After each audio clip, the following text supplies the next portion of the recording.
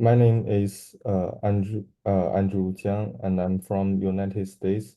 So today I'm going to share with you an innovative approach to science education that harnesses the power of technology to revolutionize learning. Our presentation centers around the development of an interactive science lab game designed to captivate students and deepen their understanding of scientific concepts. In our evolving landscape of education, traditional teaching methods often struggle to engage students, especially in STEM subjects, that is, science, technology, engineering, and mathematics.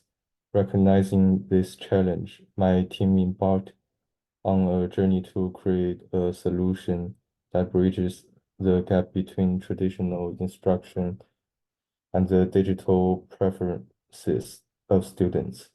Titled in an interactive science lab game to help students learn more about science using Unity.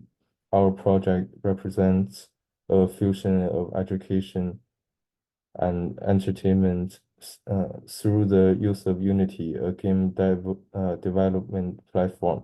We've crafted an immersive learning experience that transports students into virtual laboratories where they can explore, experiment, and learn in a dynamic and engaging environment.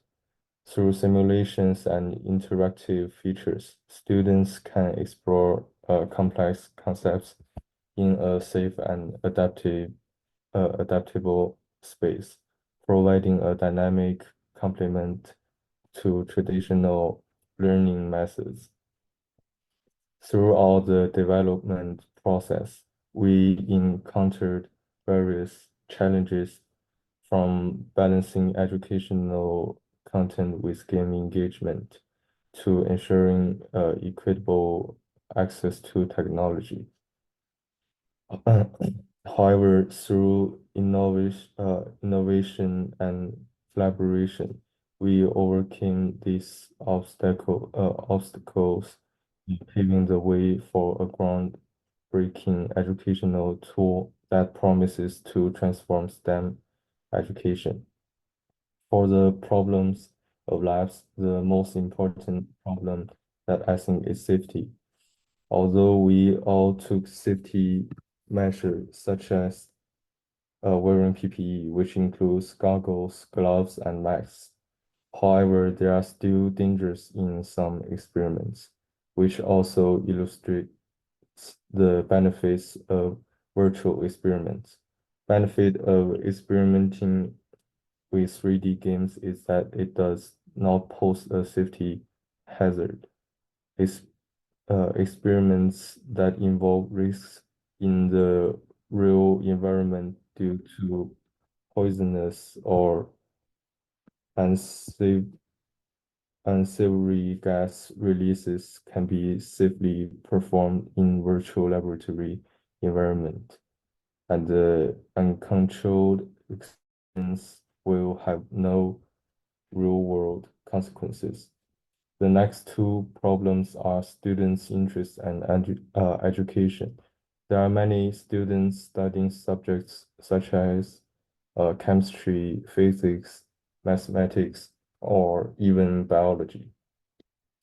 They may prefer to do experiments that simply listen to the teacher's lectures, just like when we play a game with many rules, and some players have not played this game before, and some have. The players who know how to play this game can teach them what rules are, but the rules are too complicated. Maybe letting the player try the game first will give them a better understanding of it. Students will enjoy doing experiments, but some students prefer real experiments and some prefer virtual experiments. The virtual labs don't look much different from real experiments, but compared to the real labs, the virtual one are less tactile. For these two problems, I would say that both virtual and real experiments can help students understand more about science. The choice of these two experiments depends entirely on the student's personal preferences.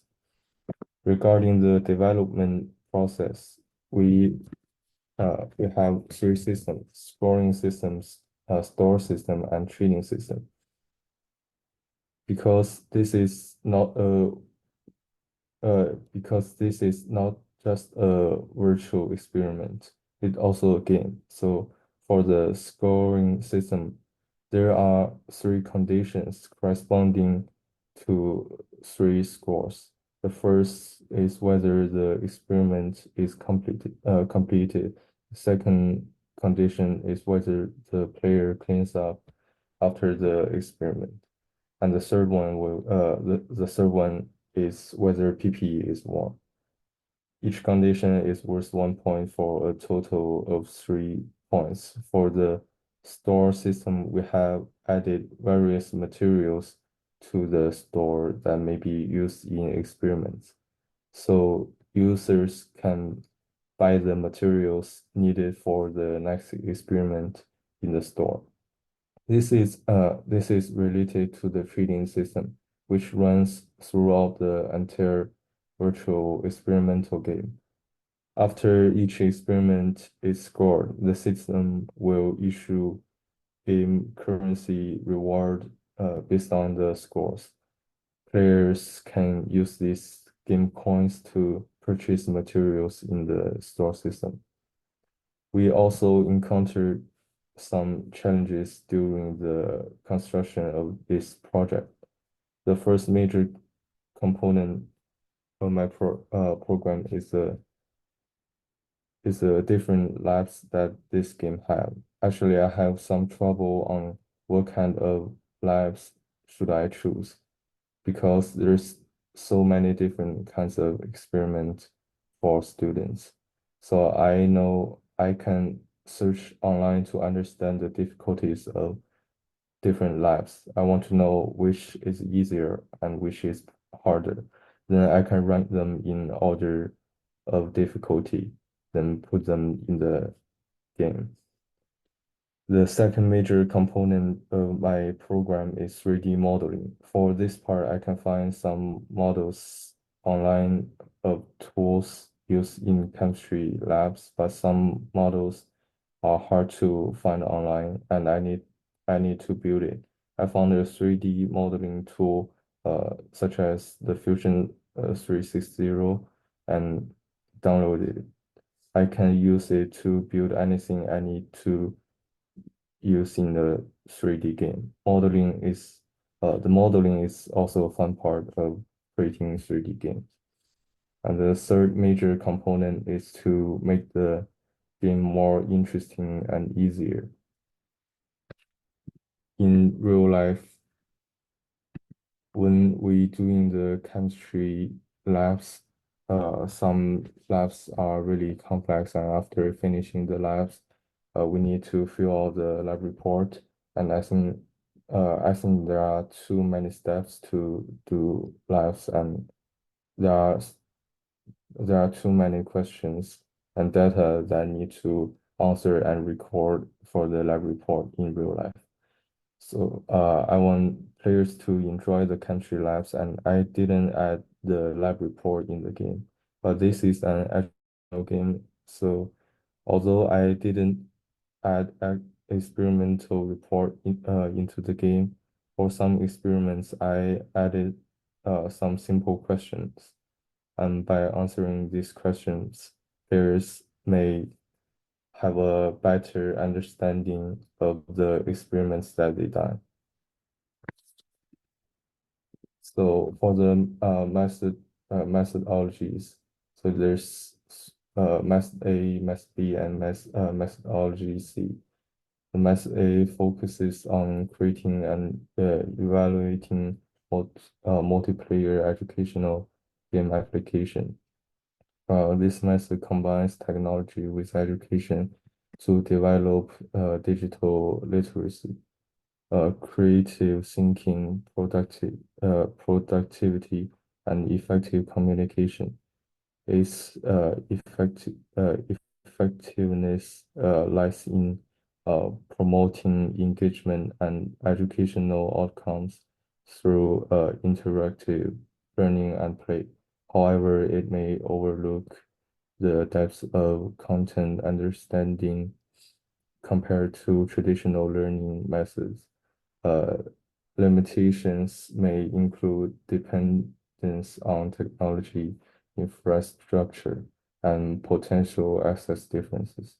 Method B explores the use of virtual laboratories in education, emphasizing the benefits of leveraging technologies such as augmented uh, reality and virtual worlds for science, technology, and engineering education. This approach solves the accessibility and security challenges of traditional labs, providing an interactive and immersive learning experience. For the methodology, C presents a state-of-the-art review of simulation games in engineering education. This approach emphasizes the shift from traditional lecture-based approaches to active multisensory experiential learning through simulation games. It believes that the correct application of the simulation games can maximize students' ability to transfer academic knowledge to industry applications. And uh, for the conclusion, addressing safety concerns and enhancing students' acceptance. So the safety is important. So to create the virtual lab uh, can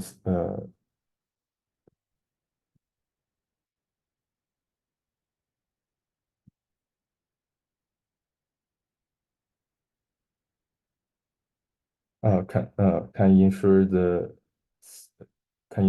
players safe and they will not get poison or get burned on the skin